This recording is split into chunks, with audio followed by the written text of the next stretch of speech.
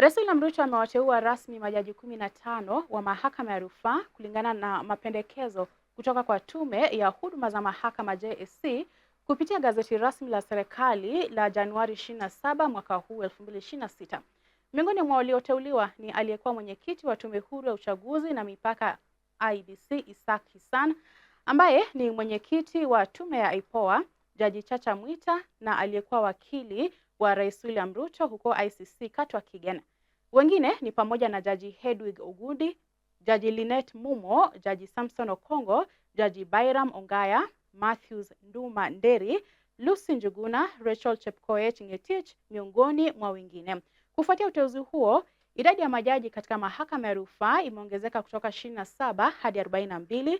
Ongezeko la idadi ya majaji linalenga kupunguza mrundikano wa kesi mahakamani na kuboresha upatikanaji wa haki kupitia uamuzi wa haraka wa rufaa. Sasa majaji hao watalishwa kiapo kabla ya kuanza kazi rasmi.